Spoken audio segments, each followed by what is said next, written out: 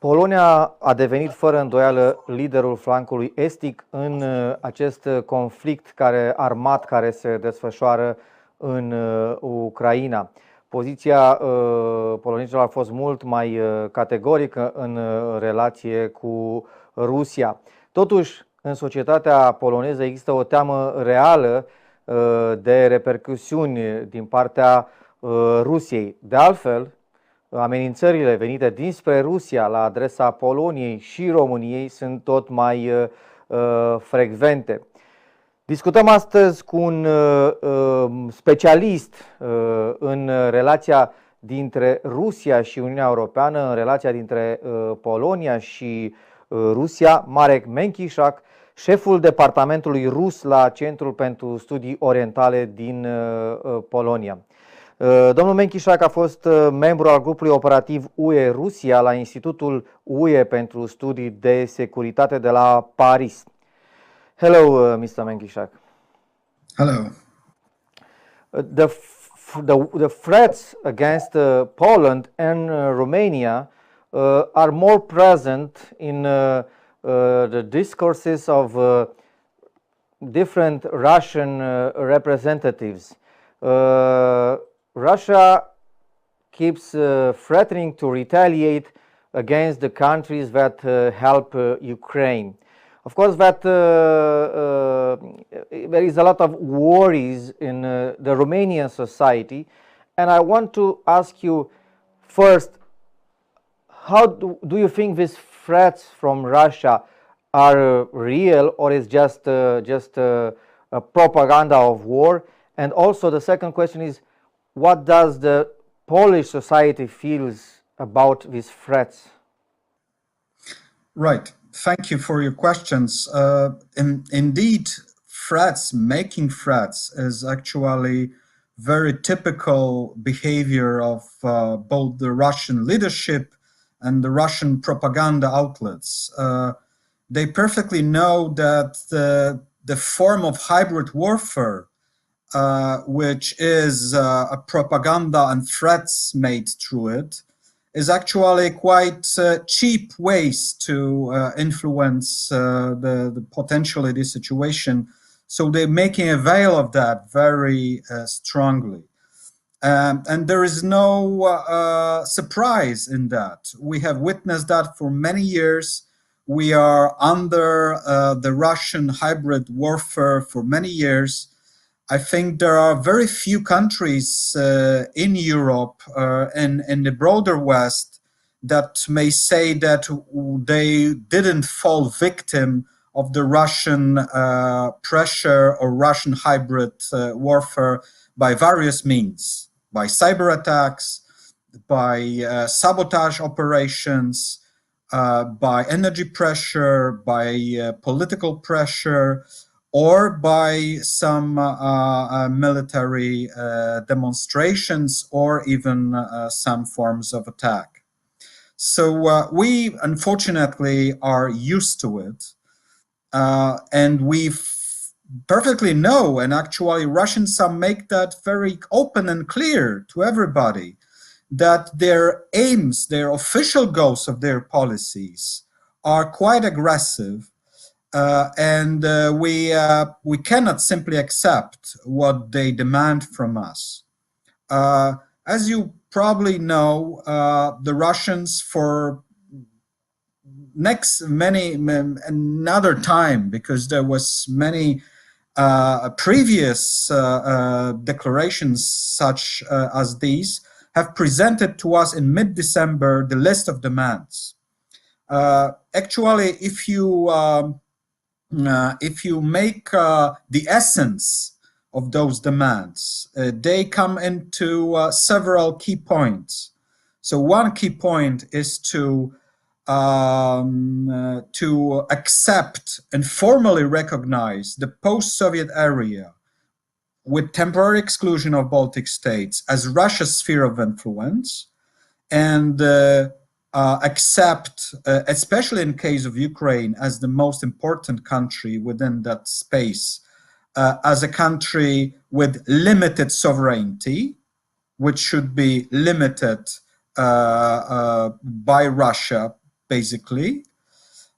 Secondly, that there should be a security buffer zone established in Central Europe, which will basically encompass the countries of the former Warsaw Pact, including Poland and Romania.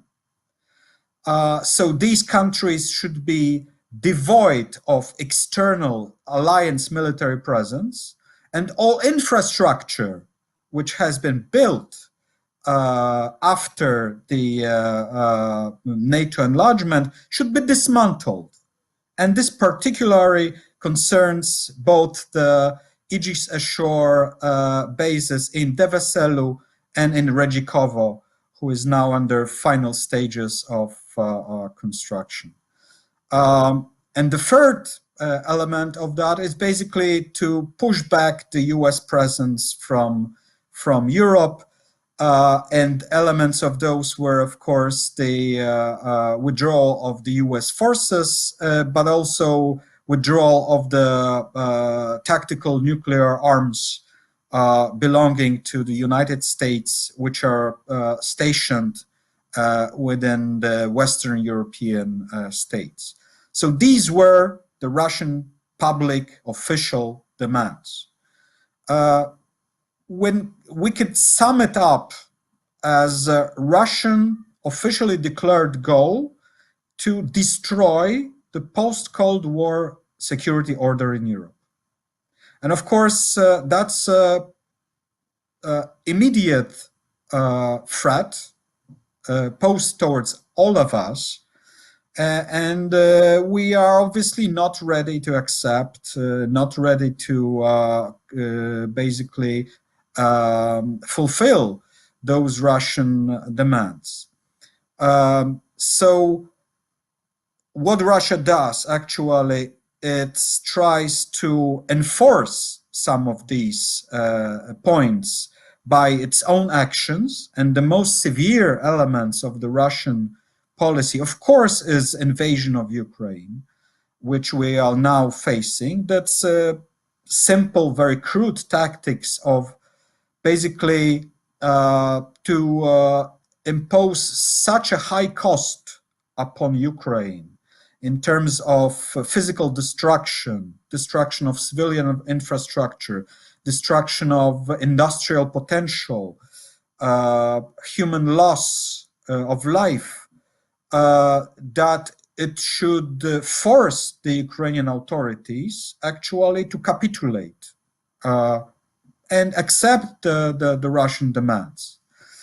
And this part of the plan has not worked because the Ukrainian side have offered fierce resistance, which was not expected by the Russians by these measures.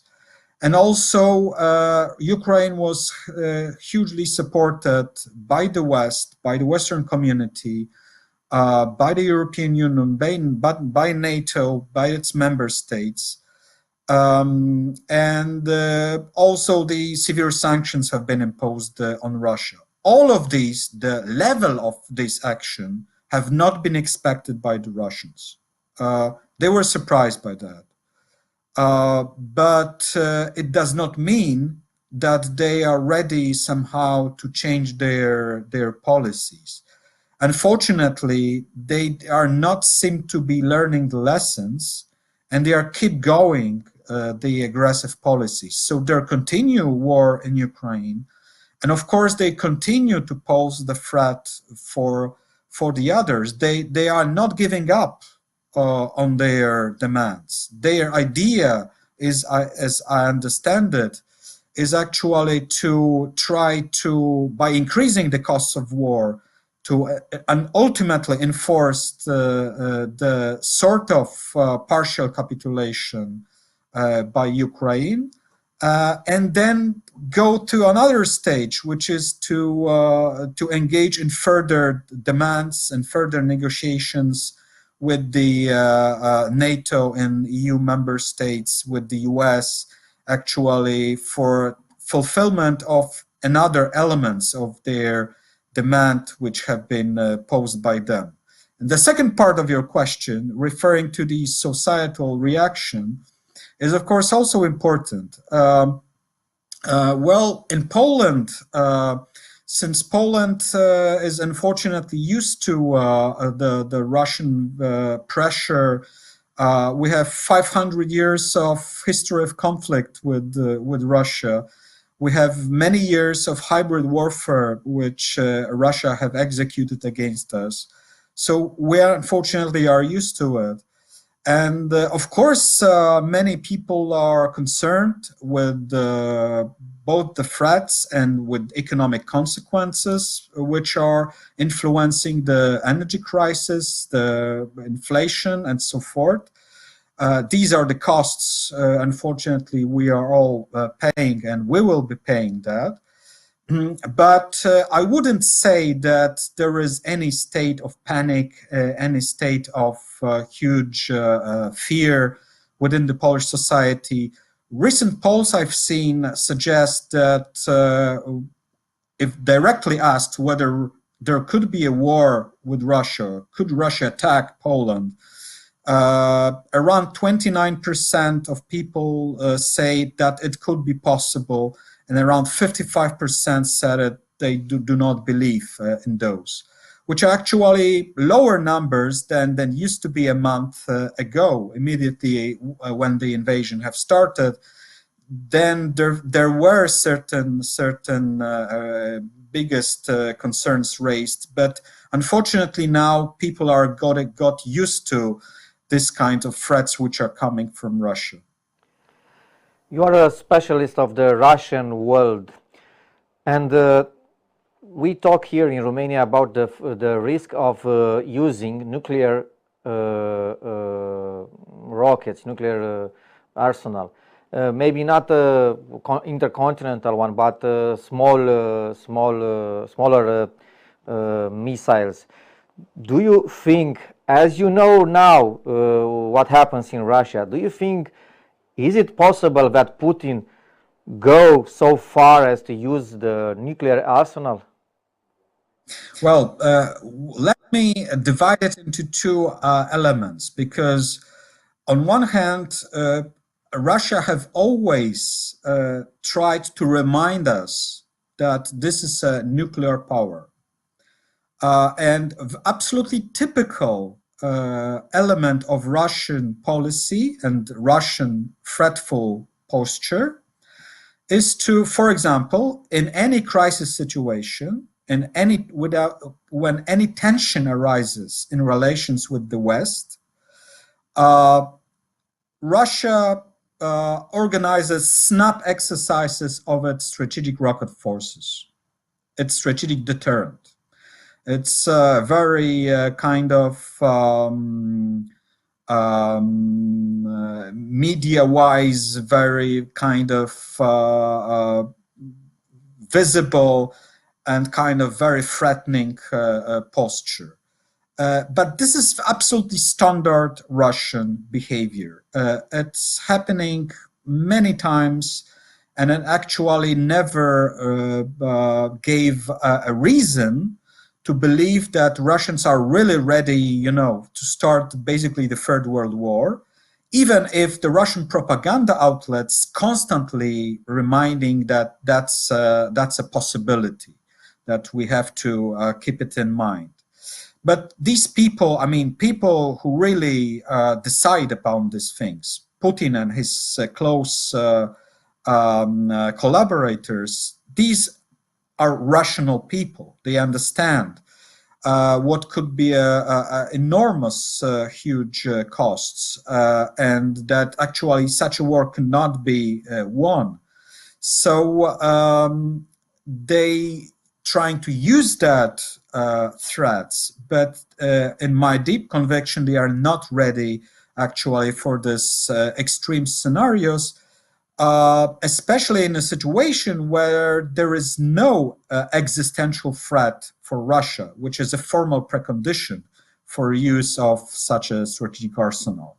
So that's one element. The second element is possible use of tactical nuclear weapons or other types of weapons of mass destruction, as the chemical weapons within Ukraine, as an element of escalation of the conflict.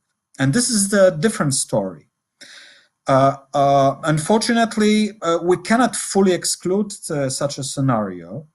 But again, I would say that it's rather low probability, and it will probably happen in rather extreme conditions. So basically, rationally, I can envisage two possibilities when the Russians could be really contemplating using such weapons. One is in the situation when the Ukrainian military activity would be so successful that Ukrainians would not only repel the current advance of Russian forces in southeastern Ukraine, including Donbass, but possibly also even cross onto Russian territory, to avoid creating an image of total loss of the war, Russians would be probably ready to raise the stakes and to actually use more radical elements. And the second scenario, which is again a very low probability, is whenever the NATO countries will physically and significantly engage directly in military ways within the conflict in territory of Ukraine. So basically, if there will be troops, NATO troops deployed within the Ukrainian territory to directly engage with the Russian forces, that would obviously create a very different tactical but also strategic situation for Russia, and Russia would feel absolutely necessary to send very strong signal against the NATO countries and against any escalation of involvement in the conflict. And the easiest way actually to deter is to some demonstrative attacks.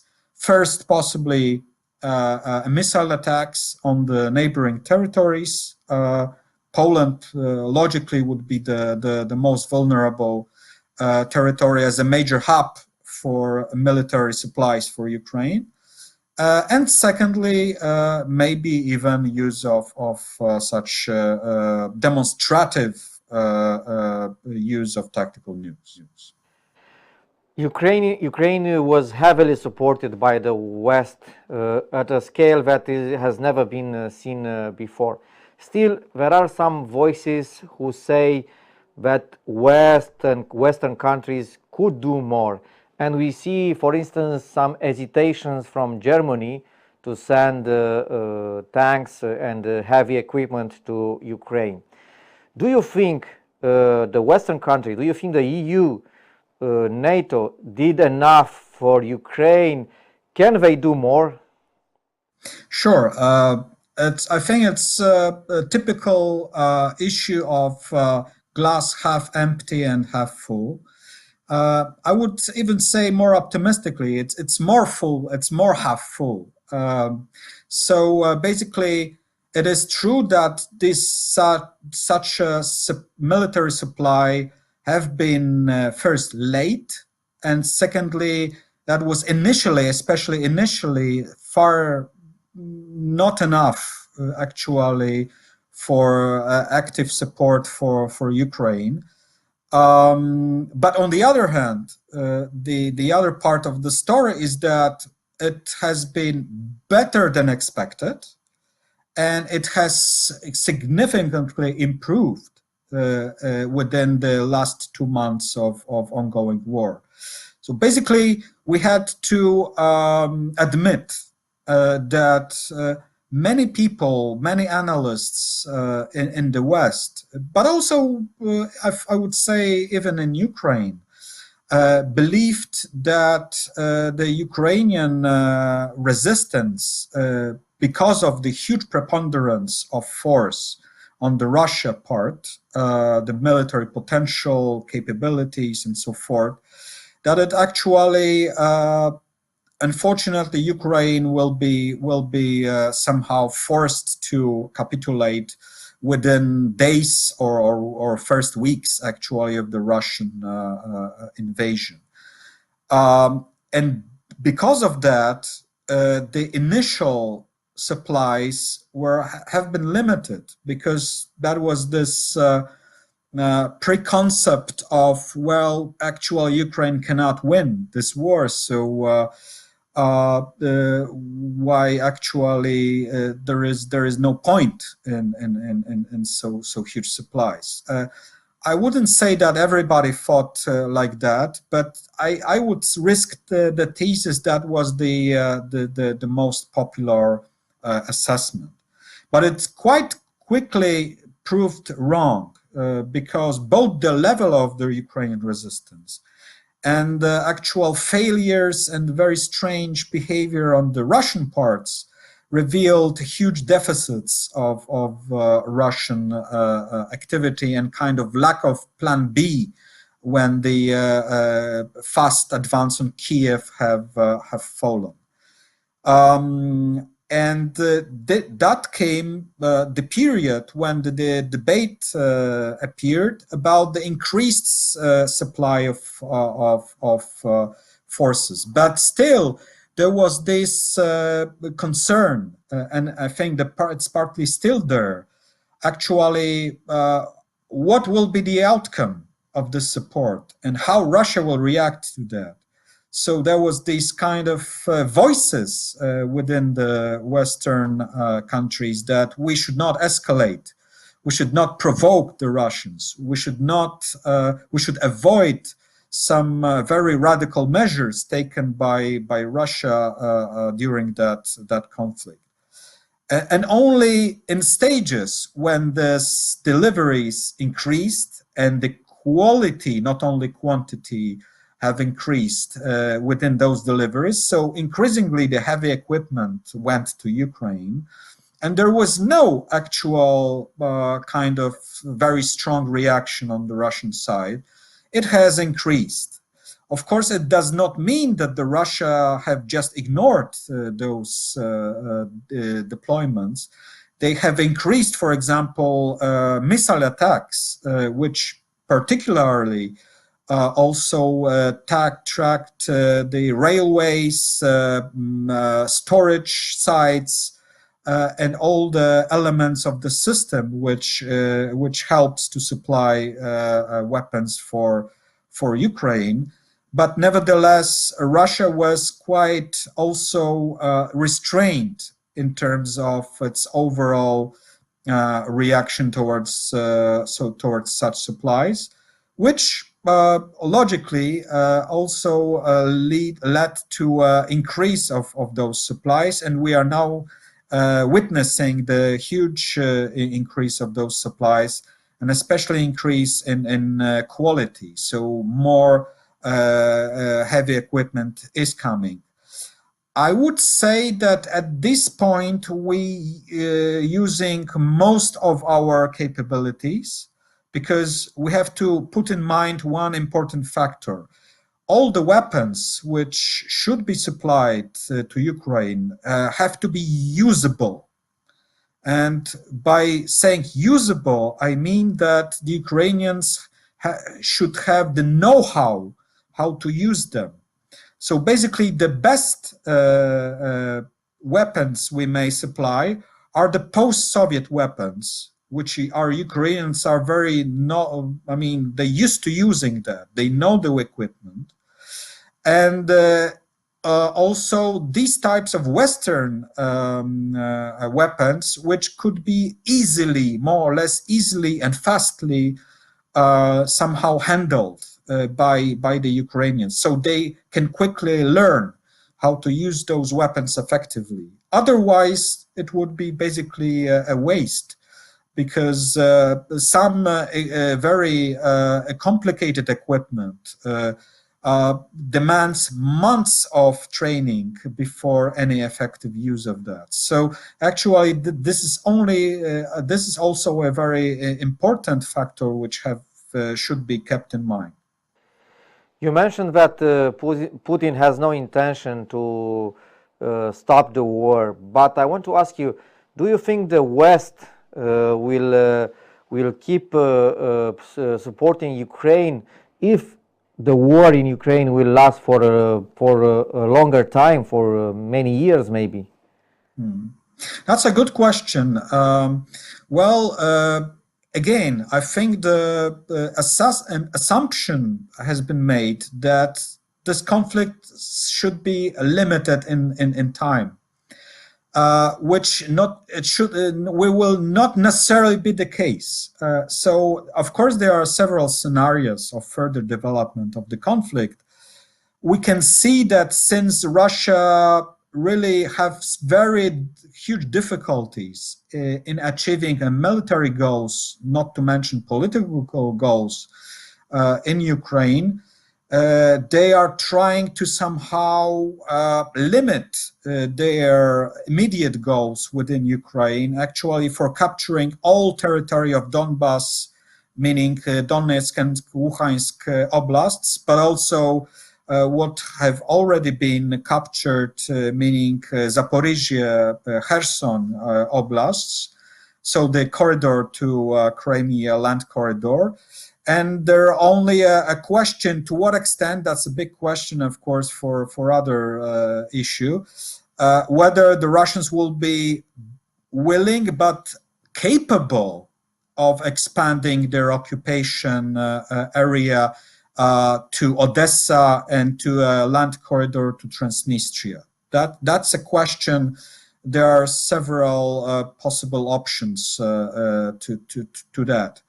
So the Russians, what the Russians need is to have some visible success in Ukraine. And there are a lot of speculation now. They may, for example, formally annex the Donetsk and Luhansk republics into Russia, and also possibly the Kherson area to Russia as a kind of visible success, which could somehow bring a certain period of the war finished. So there could be some pause in the conflict, but this is only one scenario. The other scenario is actually more or less perpetual conflict for many months or even many years, ongoing battles, maybe of lesser intensivity. But the conflict, which will major goal of which will be to destroy and to basically economically suffocate the Ukrainian state, to make Ukraine a kind of failed state, to make it a territory reminding Syria, for example. So that's another threat, and I think many Western actors are not yet mentally prepared to such a scenario.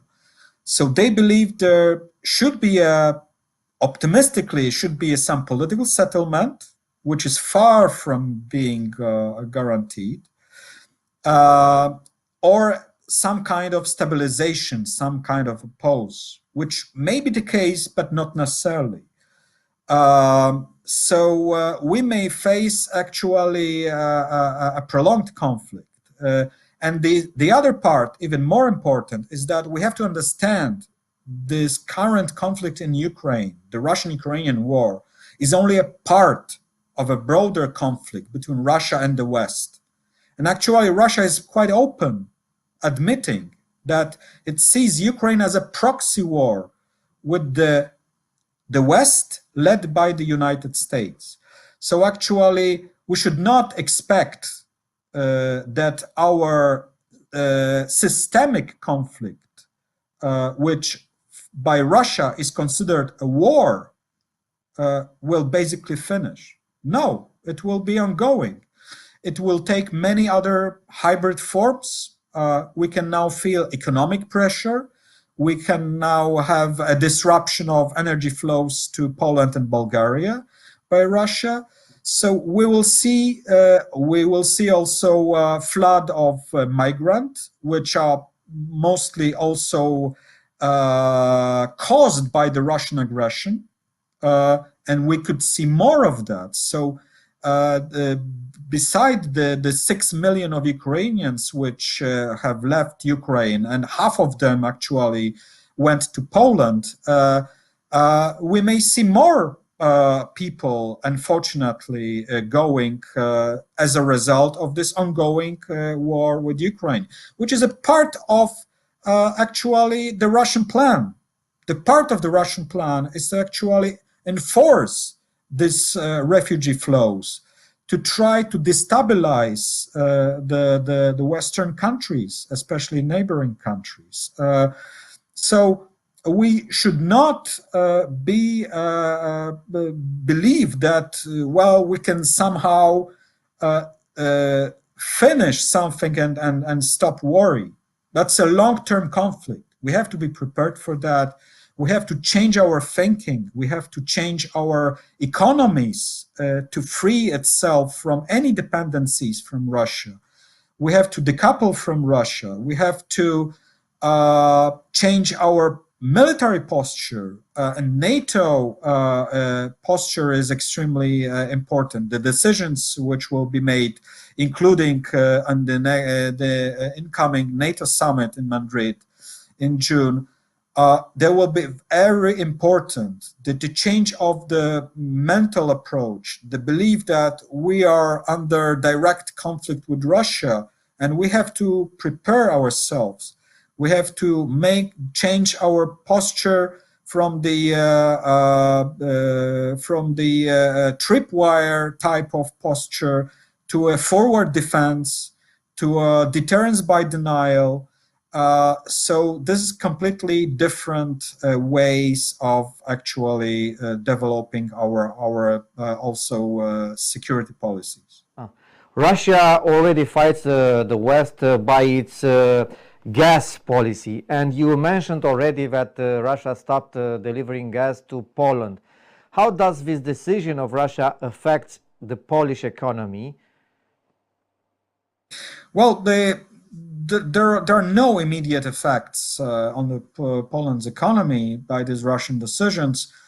Poland actually for many years already have done many different decisions, important decisions, actually to limit the dependence on the Russian energy flows and make it independent of that. The decision to build an LNG terminal in Świnoujście several years ago, the decision to build a Baltic pipe, gas pipeline from Norway through Denmark to Poland, which will be finished by this autumn. All these decisions actually make us much more safer. The other element is obligatory filling the gas storages in Poland, which are now around 80% full, which is the highest, probably the highest number in all the EU member states. So actually, the country is prepared. We understand there will be a more tougher winter for Europe this time, and that would be a deliberate Russian policy to create a sort of energy crisis in Europe. The part of that policy is a deterrent towards any decision by the EU to impose energy embargo, especially oil embargo, because oil is the main source of income for the Russian economy, oil exports.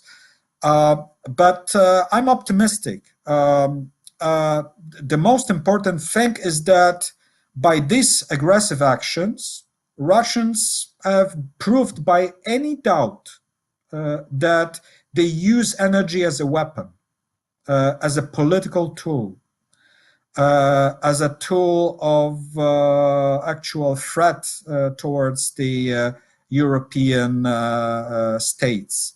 So all this talk about Russia as a reliable supplier, as a country which never uses energy, is now absolutely revealed as total bullshit. And it very strongly influences EU policies and EU member states' policies. So now there is absolute understanding about our urgent needs to diversify from Russia, to diversify from gas and oil and coal from Russia, and to also both by diversify to other geographical sources of supply, but also to diversify from other sources of energy, including the renewable sources of energy. So the measures which will be taken both on the national levels and on the EU level, and we can also mention the Repower Europe concept prepared by the European Commission.